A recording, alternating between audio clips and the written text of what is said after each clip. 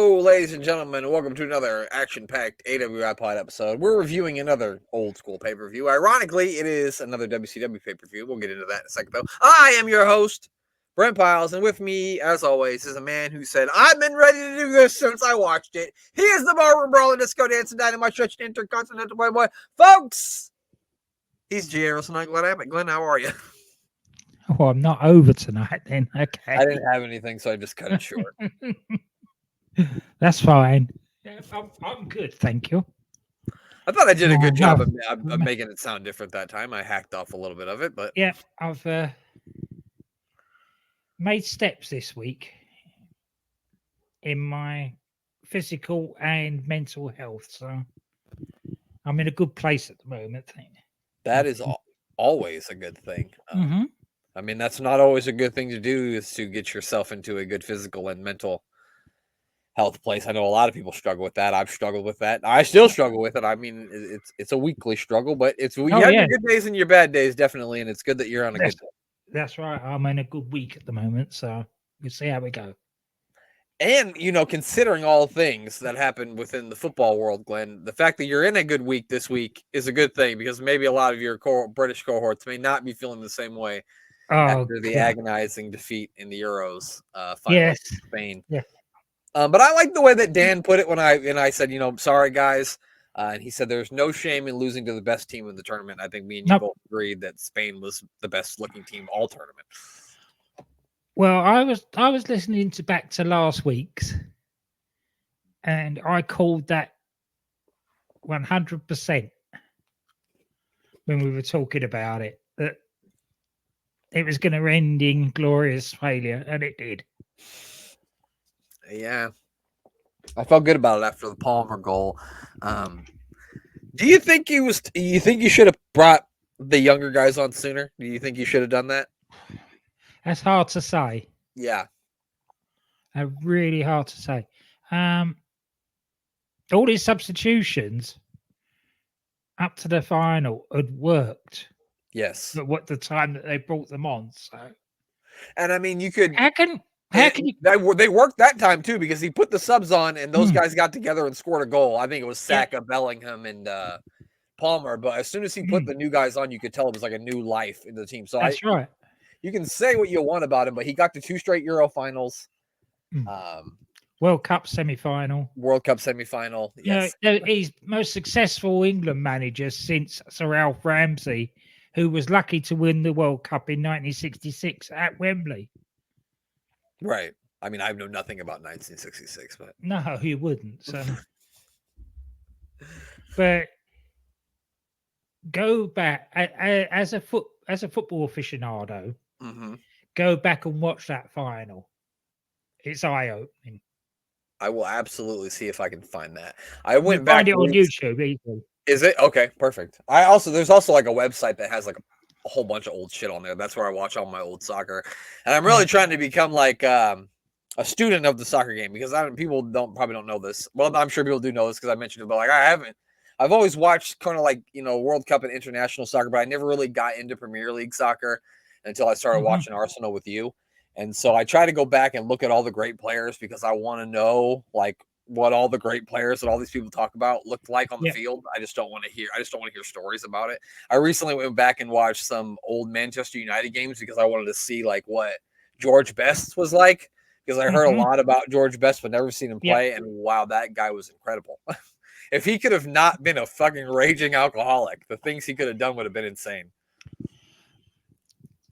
If he had been playing 20 years later on the better pitches, yes, the things he would have done would have been insane. Yeah, I was going to say, he was one of those guys where you could drop him in any era and he would be amazing. It wouldn't matter. No, because those pitches that they used to play on in the sort of the mid to late 60s and early 70s, they were bogs. They got rained on all the time, and basically people were up to their ankles in mud, and yet it'd still dribble around them with a big heavy leather ball. Yeah, and just make people look silly. Yeah. And he was doing this when he was like a child, and these people were grown men. He was just making them look silly. Yeah. You talk about that kid from Spain, Yamin Yamal. I mean, fucking George Best was Yamin Yamal before Yamin Yamal. You know what I mean? Yeah, that's right. Yeah. So, but anyway, this is not a football podcast as much as we try to make it one. Maybe one day we'll just start a football podcast, Glenn. We talk about this. Let's see how we go when the season kicks off.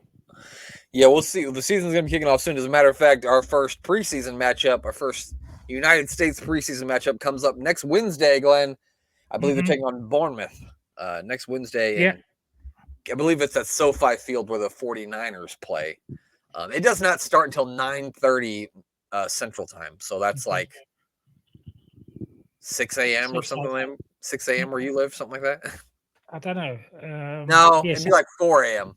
Yeah, 4 a.m., something like that. Something like that, yeah. But I've been lucky enough to get a little infusion of cash, so I will be back buying my multi-pass for all the preseason games. I did see that. They're for $9.99. I mean, I get to watch them all here anyway because I'm in the States, but I did see that. That's a good deal, though. Only $10 to get to watch them. Yeah, and that's like 4 games, so. I mean, if I couldn't get them here, you would have bet your ass on I'd be paying $10 to watch those games. Yeah, that's it. There's 2 guys I don't want to see participate in any of those matches, and if they do, not for very long, and that's Bukayo Saka and Declan Rice. Please keep them on the bench. Yeah, that's right. Especially Saka. Leave him on the bench. Yeah, let's have him start the season not limping still. Yeah. Let's wait until he gets at least until the 12th game of the season before he starts limping, please. Yeah. Please. But yeah, let's get into it. It's Halloween Havoc 1989, the very first Halloween Havoc, I believe. Oh, right. I didn't realize that. I'm pretty sure, unless they had like a Halloween Havoc, like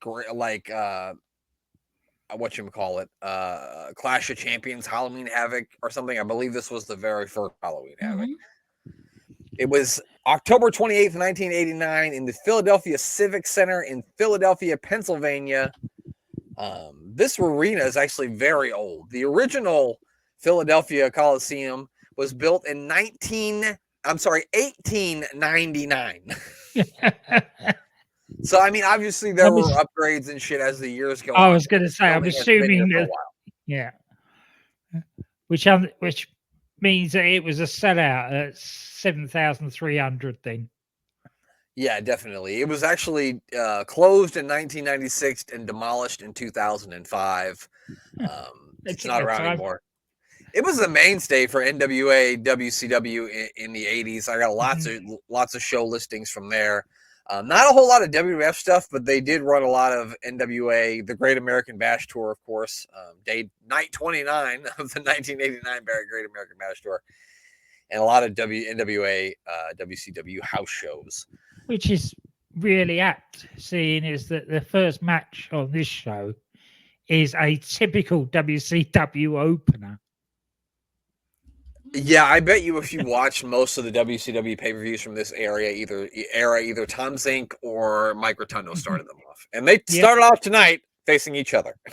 That's right. Yeah, the reason that I wanted to do this Halloween Havoc is at this time we were getting the weekly shows on the TV. So I was watching Nitros at this time, or whatever it was they were calling it before Nitro. Yeah, probably Saturday night, maybe. Yeah, it might have been. But unless you went to the video shop and hired the videos, you couldn't see any of the pay-per-views. Oh. So I didn't get to see any of the pay-per-views. Not until the network came along. So you telling me, Glenn, that every time it's your turn to pick a pay-per-view, you're going to pick one for 1989? No. I did that once. I had a my parents, like, they had got this videotape from a friend, and they had recorded only the pre-show and like the very first match of like not Starcade, it was Slamboree like 94, and it was like Legends reunion. They had like a bunch of Legends matches on there. and I got to see like the preview show, them talking about all the matches in the first match. That's where the tape cut off, and there was no more. Oh no! So for my entire life, I never knew what happened. So when I No. got the network, it was the first thing I watched, and that pay-per-view sucked. There was only one good match. It was a cage match between the Hollywood Blondes, and I believe it was Shane Douglas and Ricky Steamboat. It was a tag team title match, but yeah, so it's kind of the same thing. Anyway, back to Tom's the Z-Man Zinc and Captain Mike Rotunda. Yeah, let me pause this for 1 second. I gotta let my dogs in. Yeah, I 2 questions for you. How do you feel about the nickname Z-Man for Tom Zink?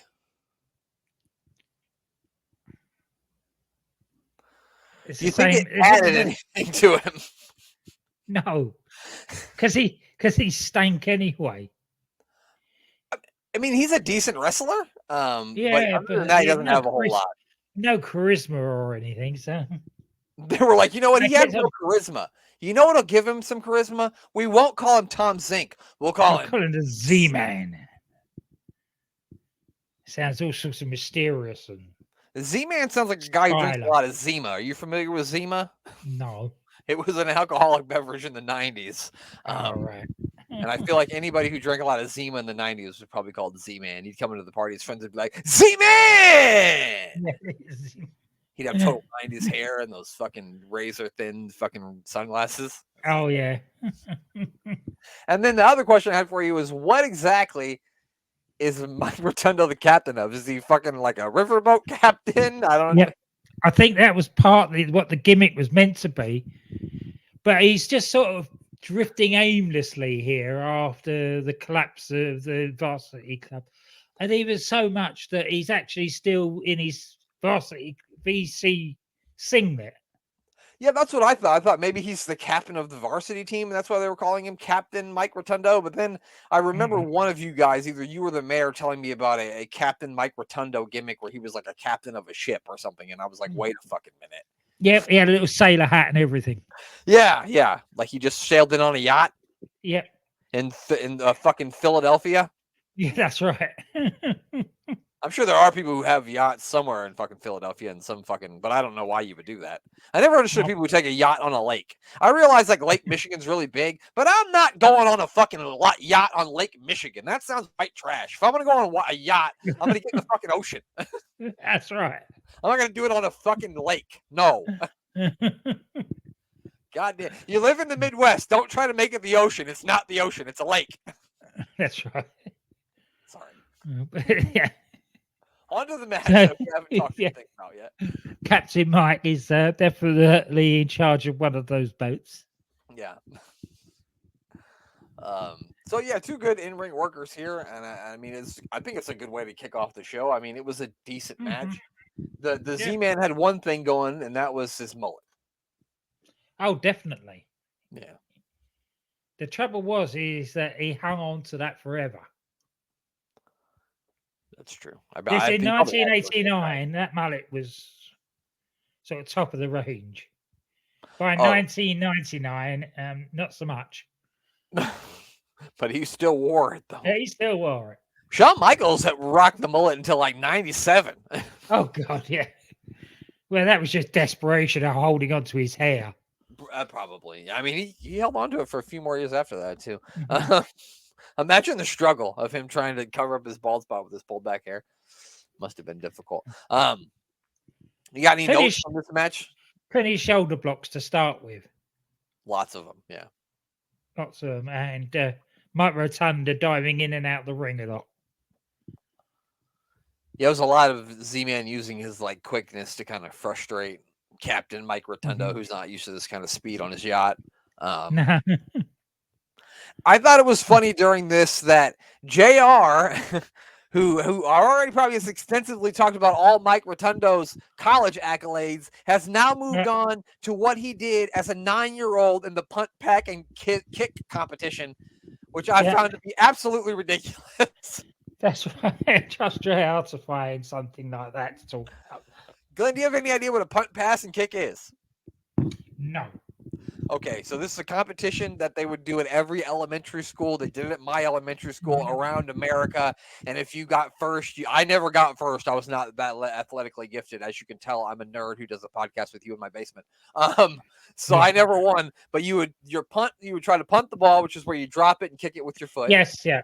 And then you would kick the ball off a tee, and then you would throw it. And like the national champions get to go do it at the Super Bowl or something like that. Oh, right. And apparently Mike Rotundo won his division. I'm not surprised. Which, when you're a wrestler, is really something that you want to brag about. But yeah. I love the crowd with this. Mike Rotunda, he's the heel for this, in this. He even thumbs the Z-Man in the eye at one point, and he gets a huge pop for it. Yeah, I don't know if you know this, Glenn, but the Philly crowd is heavy. They heavily cheer baby faces most of the time. They weren't in this match, and there's some other matches that they didn't either. I'm sorry. I meant they heavily cheer the heels big time. Right. Yeah, Philly's just one of those towns. That makes sense.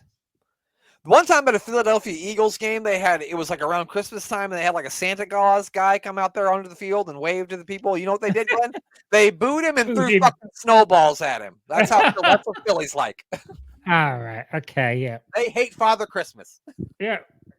So they were definitely going to hate the Z-Man then. Oh yeah, naturally. Yeah, there was like a running gimmick where Mike Rotundo would his submission hold on Z-Man, and he would use the ropes for leverage, and then McPatrick would catch him. Eventually, Z-Man does get the win when he hits a crossbody block. No, Mike Rotundo hits a crossbody block from the middle rope, but the Z-Man rolls through, holds Rotundo down for the 3 count. Had to be a pretty big win in the young career of Z-Man at this point to be. Certainly is, yeah, especially against somebody like Mike Rotundo. And it's not easy to win a fight against a riverboat captain. No. I don't know. It's no wonder he gave up captaining and joined the IRS, is there? Yeah, that's what happened. He probably audited himself for buying that boat. Yeah, probably. We then got an interview with the special guest referee for the main event tonight. And I know if I've got a big main event in a Thunderdome cage match, I need to get the 1970s Bruno Sammartino out to ref this thing. Why does WCW love guest referee spots so much? They love it. I don't know. But we'll come to it when we get to that match. But I was quite happy with what he did compared to some of their guest referees. He didn't have himself. Most of the time, I barely knew he was there, and that's saying a lot because he's fucking Bruno Sammartino. Yeah, at least he knew the rules. That too, unlike fucking Gene Kaninsky, who knew nothing. Yeah, exactly. And also, do you think any special guest referee in the history of wrestling ever had hairier arms than Bruno Sammartino? You think?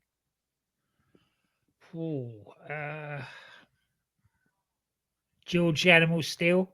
Well, I said special guest referee. Maybe he could be a special guest referee at some point. And that was more that was I suppose so. It's funny that you said that. I said, because good Lord, his arms are hairier than George Animal Steel's chest. Not quite as hairy as his back. Yeah, and then we get into a 6-man tag team match. The Midnight Express, Bobby Eaton and Sweet Stan Lane with Dr. Death Steve Williams. They got Jim Cornette with him. They are battling the Samoan SWAT team and the Samoan Savage. Against the Bloodline. Yeah, I did write that. I wrote versus the Bloodline. Yep. The OG Bloodline. It's as though they print them off. I know. You're right. If you're not familiar, the Samoan SWAT team are the Head Shrinkers from WWE. It's Fatu and Samu. And then the Samoan Savage is the Tongan Kid, which the Tongan Kid had put on some mass at this point, hadn't he? He had. Because I remember the Tongan Kid from like early 1980s, and he was like, he was a lot thinner. Yep. It really bulked up and looked like a proper Roos. He definitely looked like a savage. And the funniest thing about the bloodline here, they have got the big kahuna with them, Yes. also known as Sir Oliver Sorry, Humperdinck, the guy Humperdinck. who would wear the big fucking flashy jacket from WWE at WWF in the 80s.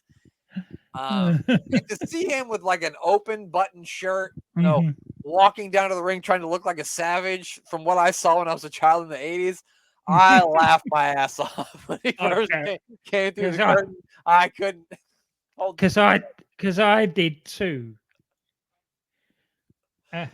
Just to see that, it was amazing. I said, "Is that motherfucker?" It is Oliver Humperdinck. What the hell? The big kahuna. Boy, I felt sorry for the referee in this one trying to keep this fucking thing under control. God. I don't know why they actually tried to make it a normal 3-on-3 tag match. Well, they just didn't make it a Texas, whatever it is. This would have been a great Philly street fight. I mean, you're in Philly. Mm, Yeah, this would have been a perfect. great That would have been perfect. Yeah, I mean, they had to they like got started a couple of times, and then they'd all get in the ring, and the referee would have to like separate them again and clear the ring, and then they'd get started again. That happened 2 or 3 times. The amount of times the referee nearly got to 10 counting them out the ring. I don't know how he didn't. No. The referee's far more patient than I would be. They finally do get it started, and Bobby Eaton was a house of fire at the beginning. He certainly was. All over the ring. Yeah. And then Dr. Death came in and cleared house. I mean, a bull in a china shop. Mm-hmm. Was how I described Dr. Death every time he got in this match. He was the MVP of the match for me. Oh, because definitely. He was a goddamn monster in there. He was against 3 monsters. Yeah. He's probably the only guy that you think could legitimately go toe-to-toe with those guys. Like, I wouldn't think that maybe Stan Lane and Bobby Eaton, if I saw them, could legitimately go with those guys. But if I looked at him, I would be like, yeah, probably. Yeah, that's right. Yeah, Dr. Death, a bad motherfucker. And I'm saying that he went to Oklahoma and played for the Oklahoma Sooners, who are a main rival, or a big rival for the Nebraska Cornhuskers in the 70s and 80s. And I will gladly say that Dr. Death is a fucking king of all kings. Yeah. And because the Philly crowd are going absolutely ape shit as Dr. Death is running amok, throwing Samoans everywhere. Yeah, this was amazing. I mean, these guys, this was just guys beating the shit out of each other for about, it almost went 20 minutes too. Yep. Which is my only complaint for this one is I thought maybe they could have shaved a couple of minutes off of it, but I mean, I really can't. That's the only thing I could find to complain about. They wasted 5 minutes at the beginning with all the stare downs and everything, didn't they? So that is true. Yeah, I mean, I forgot about all that just because of all the hard hitting action when they did. That's right. Yeah. Yeah. You got any notes from this one? It's just what it was. It was 6 guys having a fight. Yes, it was a street fight that wasn't called a street fight. Yep. Yeah, things started to break down. The big kahuna gets up on the apron to distract the referee, but Cornette takes him out with his tennis racket, but then the Tongan kid knocks Stan Lane into Jim Cornette and then rolls him up for the 3. And the Samoan SWAT team get the win in this one, but a really, really great 6-man tag team match. I thoroughly enjoyed it. It was. We then hear from Gary Hart, who's got Terry Funk with him. And Terry Funk has only got one thing to say, Glenn, and that's Ric Flair, your mother's a whore. No, he didn't say that. He didn't say that. But you knew I was going to say that, didn't you? Oh, of course. But hasn't he been trained? He showed he'd been training for this. He looked great, didn't he? Yeah. He quoted one of your famous Brits, though, didn't he, Glenn? Mm-hmm. He certainly did. Oh, Winston Churchill. He said, "Never say die, Winston Churchill said never say die, but Gary Hart says electrify, and that's exactly what he's going to do tonight because there's going to be a new dance trend. It's going to be called the 5,000 watt boogie. Sorry, he said the 50,000 watt boogie. But... Yeah. Anyway. And then we got to the coolest of cooldown matches. Yeah. There were several matches on the Starcade card where me and Glenn were like, why is this on here? This was the only match that I didn't understand why it was on it. It's the Cuban Assassin taking on Tommy Wildfire Rich. I wrote, this match belongs in 1979. Yep. It was definitely late 70s, early 80s match. It was something that I would expect to see on a WWF primetime episode. Yeah, but I think if you watch all WCW pay-per-views back from this era, I think there's always a couple of matches like these in all of them. Ones that just don't make sense. It's it's like they're putting like a guy up there that they really want to get over. Although I don't understand why in 1989 you're doing that with Tommy Rich. I feel like Tommy Rich should be the guy that you put out there. You have somebody young beat him to put them over at this point. But what do I know? But we know why. We talked about it earlier. We won't talk about it on air. We talked about it. Do you have any? If you want to find out why, go listen to the back episodes of Unbooking the Territory with Mike Mills. He'll explain it all to you. Not unbooking the territory either. Booking the territory. Booking the territory. Yeah. Did you have anything from this one that you wanted to talk about? God, no. It was just 8 minutes 20 of wasted time, really. It felt like 18 minutes 20. It was a lot of rest holds, and they weren't working in the rest hold either. No. I legitimately, Glenn, started to doze off. I'm not even kidding. Legitimately, my eyes started to get heavy watching this. That's how bad it was. Yeah. And it's basically it's the Cuban Assassin missing a body press that gives Tommy Rich the win. Yeah, they say he won it with a Luthez press, but no, he didn't. No, he didn't. No. I guess Tommy Rich won't be interesting anymore until he joins the York Foundation. Probably not, though. I was going to say, was he interesting in that? No, he wasn't. I mean, he was in with Terrence Taylor, Glenn. You mean that's not interesting?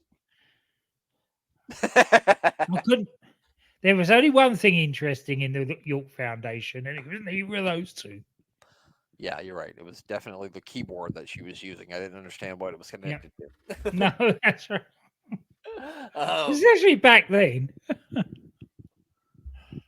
We then get into it's the NWA World Tag Team match. It is the Dynamic Dudes taking on the Freebirds. Now, they wanted the Dynamic Dudes to be baby faces, but the fans said no.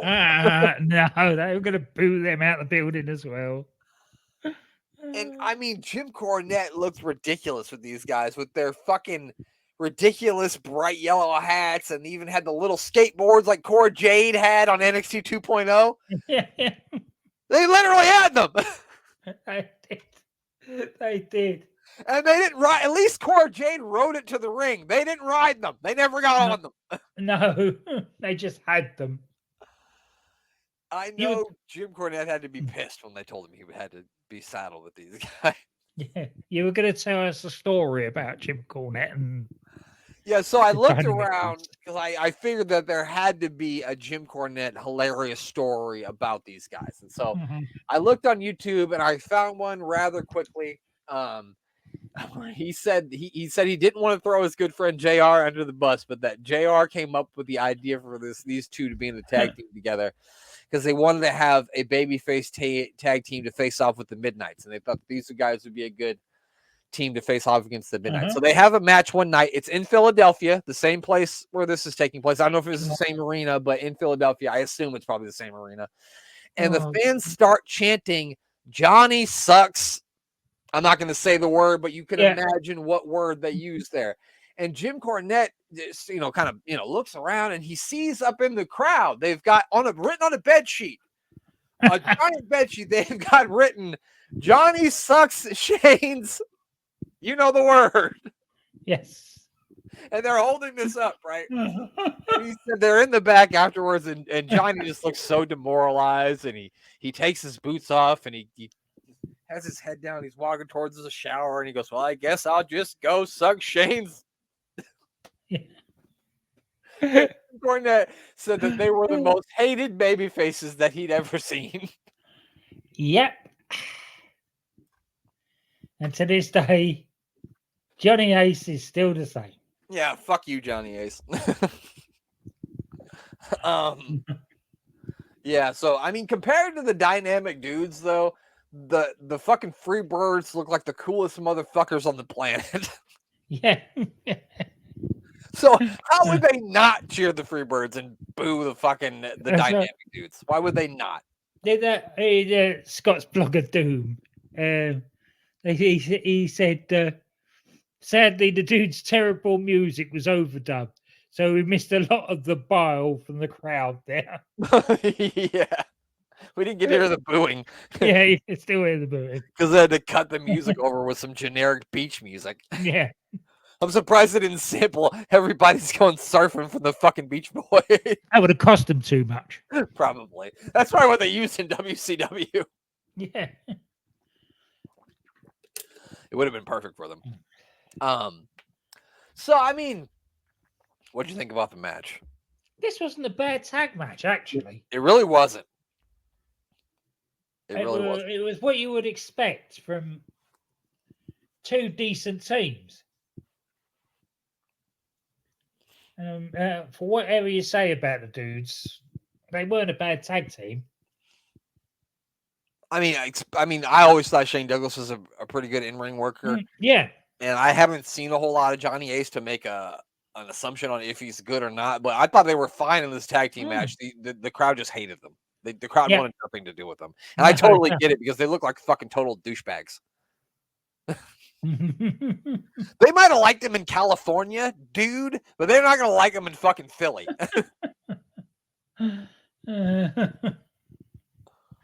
There was one point where you got old Johnny Ace and he's got one of them in a headlock. I think he's on Jimmy Garvin. He's got him in a headlock. And Michael Hayes comes in and he flips him over his back. It looked really good, but the crowd shat on it. Yeah, they did. Anytime the Freebirds did something underhanded, it was they got the biggest pop. Yeah. I think Shane's got Jimmy Jam locked in an abdominal stretch, and Michael Hayes is on the apron, but is in arm's reach and just punches him right in the face. And that might have got the biggest pop of the night. That was it. The crowd went absolutely ape for that. They went crazy for it. Oh yeah, man. They hated them. But credit to the Freebirds because they played up perfectly to the crowd. Yeah, they said, "Well, fuck it, we're over. We might as well just do it." Yeah, that's right. Yeah, I mean, the match was fine. It was just weird because of the dynamic of who was heel and who was face. The dynamic of the dudes made this match weird. The finish comes when the dudes go for a double back body drop, but Michael Hayes grabs Johnny's foot from the outside, causing Shane to fall, Jimmy Jam to fall on top of him for the 3 count, and the Freebirds retain their NWA World Tag Team titles, and much to the happiness of the fans in Philadelphia. Johnny went back to suck Shane's, you know what. Before he went on to suck Vince's, you know what. Yeah, he probably had a lot of them in his mouth, let's be honest. Well, then we got another interview with Chris Cruz. This time he's talking to the Steiner brothers, who are going to be taking on Doom, and this is Doom's debut match too. It is. And what was wrong with Rick Steiner? Did he get some sort of a head injury? If I remember rightly, when it was because a woman had tipped him over the edge. Okay, so she made him crazy. Yeah, well, she turned up as a sort of prim and proper fan of Rick Steiner's. Mm-hmm. And he thought she loved him and everything, and then she turned on him and it flipped him over the edge. That old chestnut, the woman's broken. Mm-hmm. That Yeah. old chestnut. It's happened to all of us at least once in our lives, hasn't it, Glenn? Which is why, yeah, luckily, women that have done it to us never ever got Doom involved. Yeah, they never got, Ron Simmons and Butch Reed to take Yeah. care of me. Or Doom 1 and Doom 2, as they're known in this match, because they don't tell us who they are. No, I think we should call them Ron and Butch. I can tell which one's which. Doom 1 is Ron, Doom 2 is Butch. Yeah, I can definitely tell apart. Stick with that. But so Butch Reed, had been over like big in the territories, but I don't know if he'd ever been through Jim Crockett Promotions, like in that area. But he'd been on WWE TV, so people in Philly probably knew who he was. And I don't know how much Ron Simmons had done in the business by '89. Probably not a whole lot. No, this is basically the start of his career. Yeah, I'm not 100% sure when Ron debuted. I'm sure UTT Rob will help us out with that when he sees this. UTT Rob knew the fuck Scott McGee was. He had information on Scott McGee. I couldn't believe it. I was shocked. I can always count on UTT Rob. He even knew Scott McGee. Talking about information, I've got some information that I will share when we do our episode with the mayor about one Sunny Beach. Oh boy! I can't wait to hear about Sunny Beach. I've been doing some digging and found out about Sunny Beach. Tune into that on Sunday. You're gonna hear all about Sunny Beach. I can't wait to hear it, Glenn. I'm excited. So yeah, the Steiners versus Doom. Of course, these two teams waste no time brawling right away. Rick Steiner, the Steiners individually both. I think they both hit beautiful belly to back suplexes. Mm-hmm. Both members of Doom. Meaty men slapping meat, right, Glenn? Yeah, and this is the one where nobody knew who to boo. Right. They weren't sure. The crowd a lot of the time here was quite quiet. And that's only because I don't think they knew who to boo. Maybe they were so just exhausted from running down the dynamic dudes that they just needed a break. Yeah, that's probably it. They were just but tired. because this was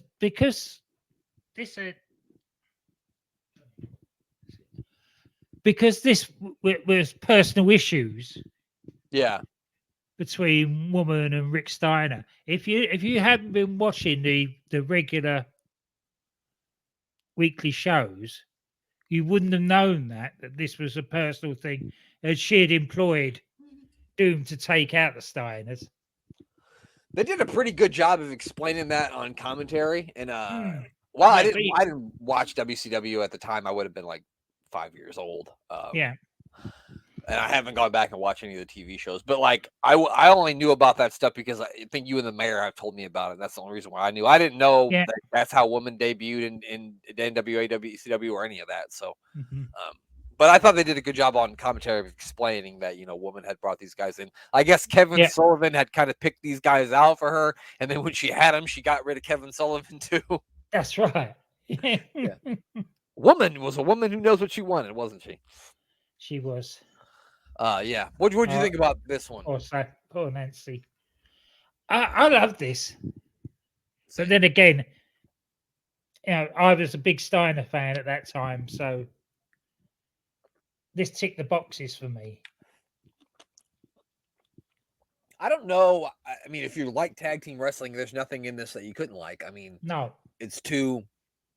I know Doom's kind of just got thrown together, but they're gonna go to be a decent tag team, win some tag team titles. I'm sure these two teams are gonna go on to have more matches, especially with the way this thing ended. But yeah, definitely a really hard hitting match between fucking four really fucking big guys.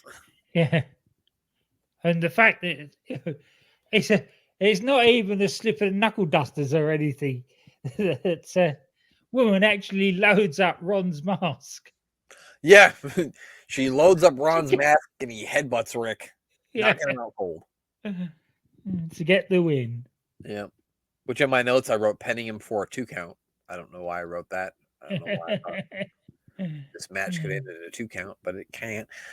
So yeah, definitely. I think if we went down the line and watched more of this, we'd probably be seeing more matches between these two. Which I mean, I would be fine with that. Another. This is full of tag team matches, and I really can't complain about any of the tag team matches. All the tag no, they were both been good so far. Yeah. We then hear from Mr. Baked Potato Face himself, Lex Luger, who is the current United States champion. They ask him about his match with Pillman. He says he's the real deal. Pillman's exhibition days are over. This match is for all the marbles. He says he's the champion of the 90s, and he's going to be the champion until he don't want to be the champion no more. But then I like Gordon Sully getting snappy with him and be like, hey, is this the first time you were champion? Indicating that he has been champion more than once, so he's lost more than once. That's right. That's what always makes me laugh about this thing. Oh, they're 15 times world champion, which means you've lost 15 times. Yeah, you lost that many times too. Yeah. you won it and lost it that many times. Yeah. It's a good point. Next matchup is Lex Luger versus Brian Pillman. This is a United States Championship match. Brian Pillman had a bunch of cheerleaders with him who had fucking more 80s hair than a fucking Whitesnake video. I did, didn't I? I did. Here I go again on my own. He didn't come out to that. He should have. Because fuck. I think he came out to Rocket, but it got dubbed over on the Peacock and the network. Yeah. Now, when Lex came out, Glenn, am I wrong? But were they chanting Lex Luger? They were. Why would they do that? Because he's the big heel. I guess it's a good point. And it's a Philly crowd. Yeah, and they brought him out here with all those fucking cheerleaders. Of course, they're gonna boo him. Yeah. You're right. So I thought this was funny. JR starts trying to explain Lex Luger's college football career, and he kind of like talked himself into a circle because he didn't know what he was saying. No, that's right. He got his college football fucking information so confused that he was like, my Penn State, my Lee Saban. He also claimed, Glenn, that Lex Luger was the youngest player in pro football history to start when he started at the age of 19 in the CFL. And I looked it up, Glenn, and that's a goddamn lie. He was not. In 1946, Tom Merzansky played when he was 17 years old. So you're a liar, JR. Shock horror. JR making stuff up. I can't believe it, Katie Glenn. Especially on college facts. Because hardly anybody's going to check on this sort of crap. Well, I checked him on it on this one, goddamn. He didn't know that a geek with a computer in 2024 was going to be fact checking. I also found out, Glenn, I checked Lex Luger's fucking Wikipedia page to see if this record was on it. It wasn't, but it did indicate that he is a Manchester United supporter, so another reason to fucking dislike him. Boo. Yeah. Another reason to dislike him. He's a United fan. Yeah. God. Fucking baked. Just the man can't be unlikable enough. Yeah. But also, the beginning of this, there's a lot of talk about guys' weight. Like, all they were talking about was how much both guys weigh. They said like 100 times. Yeah, well, they were always selling how much smaller Pillman was than a lot of his opponents. Because we're wrestling fans and we're too dumb to just look at it and realize. Exactly. We got to be told. I missed. But yeah, I thought this was an amazing match. Probably one of Lex Luger's best matches of his entire career. Oh, yeah. This is part of the reason I got into WCW in the first place. Not Lex Luger, obviously, but Brian Pillman. Because being brought up on British wrestling, he was the first one that I saw doing these aerial moves and diving over the top rope and that sort of thing. Right, like the stuff you were used to seeing, yeah. Yeah, and it amazed me. And back then, in 88, 89. I was a big Flyin Brian Mark. He was incredible in this match. I mean, he carried. Let's be honest. Lex Luger's not the greatest worker. No. And I won't say he carried him to this match, but Lex Luger's not having this sort of match with, I don't know.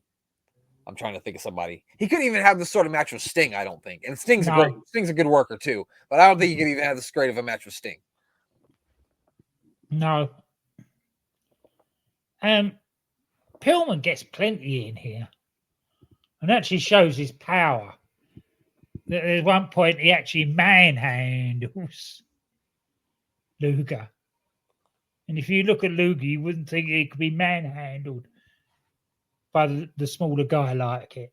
Especially when they tell me, that Luger outweighs him by 70 pounds 10 times. Yeah, that's right. Yeah. I thought it was great when Luger like threw Pillman out of the ring, and Pillman immediately came flying back in the ring, tackles Luger down, starts raining punches down on him, throws him into the corner, chops him into the corner, clotheslines him out of the ring. Then he hits a baseball slide on him. Pillman was ahead of his time. I mean, he'd be great in NXT right now. Too right. He'd be great on the main roster or in AEW or anywhere. Wherever he wanted to be. Yeah, he would. Yeah, I mean, this was an incredible match. If you've never seen it, I would say go out of your way and watch it. I would go watch this whole show if you haven't seen it because it all is really good. But I would pick this as my match of the night if I had to pick one. Yeah, definitely. The only problem with Brian Pillman, especially fighting the bigger guys, is he didn't have a decent finishing move. So he was never, ever going to beat the likes of Luger, Sid. Right. Yeah, I mean... for all the flashiness, there was no substance to him. Right. I get what you're saying. Yeah, I would say later in his career, he gained more substance than he did. Oh, God, yeah, when he had to slow down. Yeah, and I would even say when he was in the Blondes, I think he kind of showed signs of what he would become when he became the loose cannon Brian Pillman. I thought when he was in the Blondes too. Right. I never really thought that he got the credit. Him or Austin got the credit for the good promos that they cut when they wore the Blondes. Because people used to always say that Austin couldn't do a promo, and when I watch him with the Blondes, I'm like, he seems good to me. He cut decent promos. Yeah. So You don't go from not being able to cut a promo to what he did in the WWF. Exactly. I just think people just didn't. Maybe people didn't give him a chance, or no. I never understood the narrative that he wasn't a good promo. It didn't make any sense to me. But yeah, really this really showed the testament how good Brian Pillman was. I mean, when we watched him on Warring to Attitude, us is not even the same wrestler, on Warring to Attitude that we watched in the 80s. And I think you told me that several times when we did see him in 97. But yeah, Lex Luger ends up getting the win when I'm sorry, I'm lost here. Pillman goes for a drop kick off the top rope, but Luger moves. Luger then throws him off the ropes for a clothesline. Pillman ducks it, but then Pillman goes for a crossbody. Luger catches it and then drops him neck first across the top rope, kind of like a stun gun maneuver. Yeah. You know what I mean? Gets the 3 count in the win. And like I said, probably, if not one of the best matches in Lex Luger's entire career. I think maybe Ric Flair maybe got a better match out of him. Maybe. Yes. But I doubt it. On a par, at least. Yeah, on a par, yeah. We then hear from the Road Warriors, who are going to take on the Skyscrapers. I believe we reviewed this match on the Life and Times of Psycho Sid. We did. Episodes, I think. Yeah. And for that reason, I didn't think we needed to really go into it that much. No, we really don't. If people want to hear our views on it, they can go back, listen to the old episode of I Don't Know Shit. I believe it's the 6th episode, 6th or 7th episode of I Don't Know Shit Lifetime of Psycho Sid. We talked about this match. I think that's the only time we just did a review of a match and didn't actually watch it. Yeah. It's weird, Glenn. Now, even the matches that we watch and it won't let me use the footage, and so I just put like a picture of the match, they get like crazy views. The last one we got like 900 and we couldn't even watch the match. So it'll be fine if we just do that, I guess. Yeah. But yeah, go and check that out. We will say that it ends in a smudge. But Yeah. the Road Warriors do win by DQ because for some reason, they have a key to the city or something. I'm not sure what they had a key for, but they have a key, and Teddy Long tries to use it, and yeah, big smoz in that. But it was meaty men slapping meat, that's for sure. Another solid tag team match. Yep. We then go to Chris Cruz, who is talking to the one half of the tag team main event Thunderdome cage match. It's Ric Flair, Sting, and their Terminator. They're calling him a Terminator because I guess he terminates the match. Terminate the match by throwing it. Yeah. You ever heard that used before? No, it's the only time. It sounded good for the Thunderdome. I guess that's true. I just wondered if maybe that was something that they said in the 80s that I just didn't know about it. No, it was always a second. Okay, makes sense. Normally, but obviously Terminator sounded a bit more menacing for the Thunderdome. The greatest second, of course, is all time. This, of course, Shaw Samuels for Noam Dar exactly in NXT UK. Yeah, it was funny to me to see like a cheery, sort of happy Ole Anderson because I've never seen it in my life. And I think in real life, if Ole Anderson were alive today and he had to go to a wrestling match where Ric Flair's winning or losing was on the line of him throwing in a towel, as soon as the bell rang, Ole would have thrown the towel in because he hates Ric Flair and wants him to lose. Which isn't saying anything because I don't know if Ole Anderson liked anyone. Which, Glenn, by the time I'm 70 something, I might be Ole Anderson because I like less and less people every year. Let me tell you what. I can understand that. Let me tell you what. I'm a lot nearer to it than you are, and I can definitely understand. Yeah, go. Glenn totally gets it. He's right there with me. So Thunderdome cage match: Ric Flair, Sting versus the Great Muta and Terry Funk. So if you've never seen a Thunderdome, it's basically just a big steel cage. It's not even a steel cage. It looks like a big blue cage, but it like surrounds the whole ring. Like it's like a Hell in a Cell without a roof, basically. Well, it's got a roof. It's a dome. You could climb out if you wanted to. No, you couldn't. No, you couldn't because it's all electrified at the top. Oh, that's where it was electrified. They had me thinking that the whole cage was electrified, and people were climbing on it. I'm like, I'm waiting for somebody to get electrocuted, but they never do. No, it was at the top. Okay, so you couldn't climb out. It's like a Hell in a Cell, but not a roof. Like it'll electrocute you on the top. It had the bits that sort of sloped in, right, to make it really hard, and then they electrified it. Right. Spoiler alert: nobody got up there and got electrified. Just want to say that. No. Terry Funk should have done. They had like cobwebs up there and like weird ghoul faces. There was ropes and everything up there. And at one point, we might as well get into this now. Yes. The cage actually bursts into flames. Nobody knows what to do. But the Great Muta, being of sound mind, leaps up on the cage and blows a green mist all over the fire that's alight and puts it out. Yes. Before the match has even begun. So that takes his main arsenal out of the equation. Yeah, because he had to wait for the mist putting out the fire. Yeah. You're right, Glenn. He never did the mist, did he? No, because he'd already used it on the fire.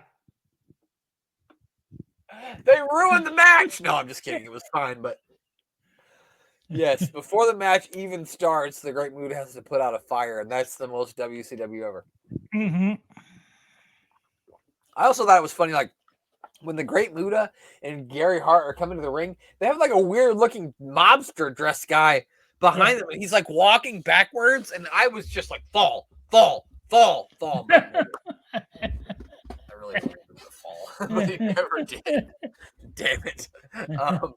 I just thought that was so strange. I also found that Terry Funk comes out there looking like a wild man. People are throwing fucking cups of beer on him. Yeah.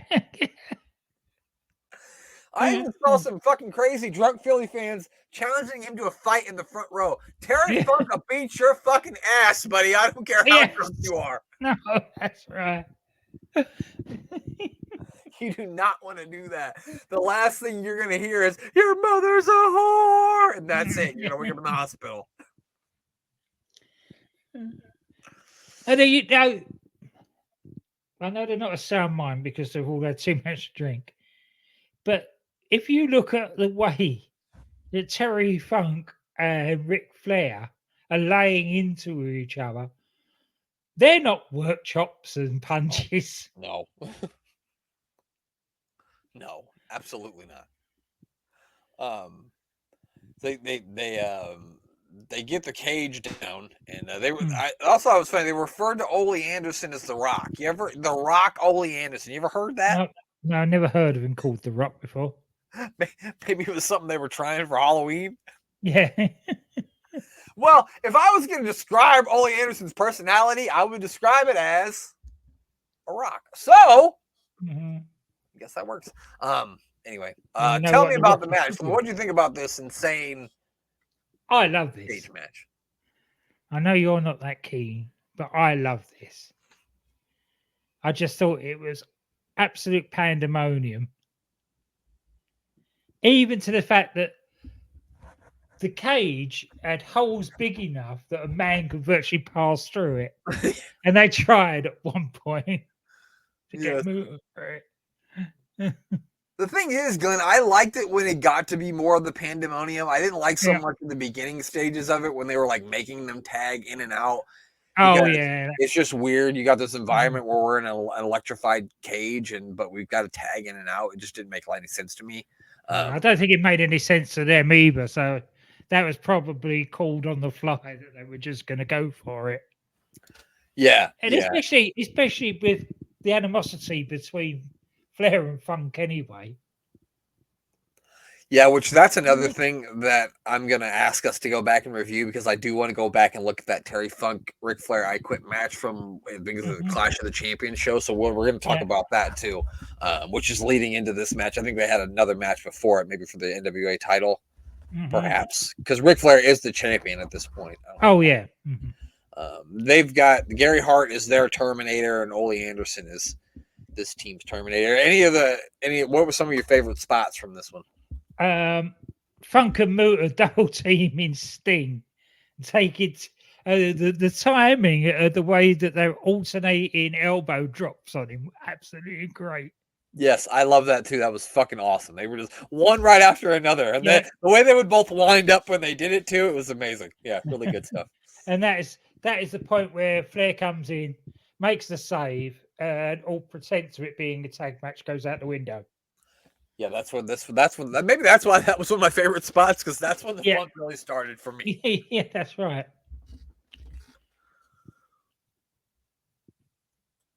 What else? What else did you like from it, Glenn? Tell me more. Ric Flair trying to get Terry Funk into the figure four, and working on the leg the whole time. Yeah.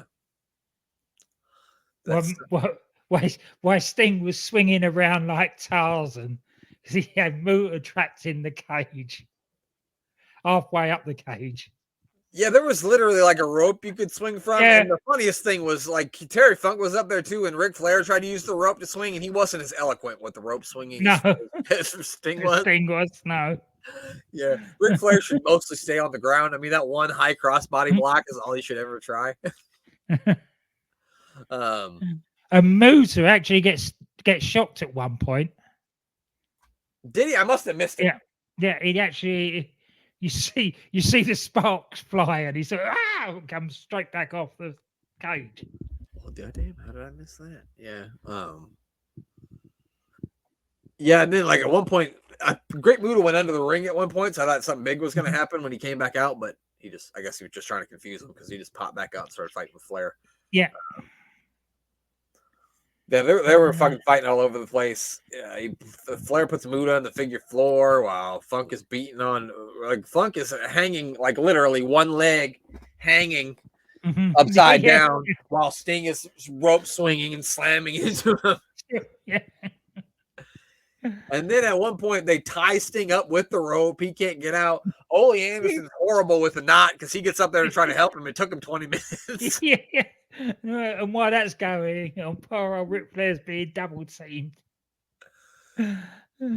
Yeah, they're beating the shit out of him. Yeah. Ole's not good with the knot. It took him, and not 20 minutes, but it took him a while to get Sting out. He finally does free Sting, and then Sting like jumps from the cage down into the ring onto those two, which was another incredible spot. It was. Yeah, the last like 10 to 12 minutes of this match, I really, really enjoyed, but the first about 12 minutes of it was for me. But this was definitely fun to watch because I'd never seen it before. And I think they do maybe a couple Thunderdome matches, and I want to watch those too now. And the finish to this is we saw later in NXT UK with Trent Seven and Tyler Bate, where Gary Hart slips and accidentally throws the towel in the ring. I think Ole Anderson punched him, didn't he? Oh yeah, that's right. Yeah, he punched him, and the towel flew out of his hand. Yeah, and it like landed on Bruno San Martino's shoulder, who's the special guest referee, and Bruno kind of looks over his shoulder and is like, "Oh." He looks at all he's waving his towel, saying, "Not me." Yeah, yep. The Rock, Ole Anderson. Don't forget that. Oh yeah, sorry. But yeah, I mean, it's a good match. It ends with a little bit of controversy. Pretty incredible. I mean, when you think Thunderdome, you think it's going to be some sort of weird monstrosity, but it really wasn't. I thought everything they did within it made sense. Yeah. All really good stuff. I mean, I would stop short of saying that it was good, but it was a fun match for me, at least.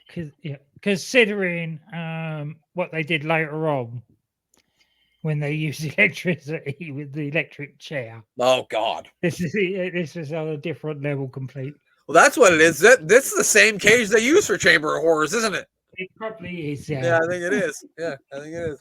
But yeah, a very, very good pay-per-view. I mean, a really solid show. There was only one match that left me scratching my head and wondering why the hell.